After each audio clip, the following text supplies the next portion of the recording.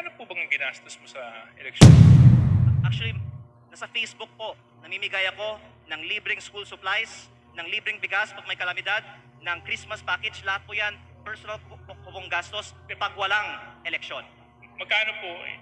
Nasa Facebook po, lahat ng ginastos ko at inanunsyo ko naman na ako po ay nag-donate sa aking foundation ng 6 billion pesos para sa mga estudyante at mga typhoon victims. Para Ako lang po ay- maintindihan ko, Mr. Speaker, kasi, di ba, sabi, Ako po ay hindi magkano ba sisinungaling. nagastos nyo? Dahil sinabi ko nga, sinagot ko na, ako ay may foundation na nag-donate ng ako ay may hindi So yung foundation niyo yung gumastos sa kampanya ninyo na 6 na bilyon? Tama po ba yun? Hindi po. Ang sinasabi ko, ako ay may foundation na nagbibigay ng school supplies at bigas at So yung foundation po niyon ay yun ang nagamit na Hindi yan ang paraan ginastos ko sa kampanya.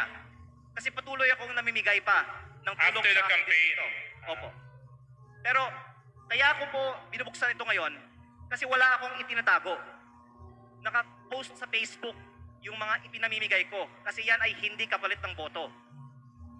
At ayaw ko na magkukunwari tayo dito bago ko pa papangalanan ng ibang mga nakatayo sa Kongreso ngayon na balita ko ay may mataas na presyo ng bilihan sa kanilang mga eleksyon na itanggi natin dito na talamak ang vote buying at mataas na spending sa mga kampanya sa Pilipinas.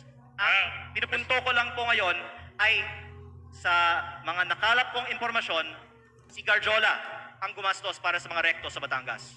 Please wrap up, honorable members. Yeah, I'm Final just, response. yeah, Mr. Speaker, thank you very much for the time. Medyo nalito lang ako.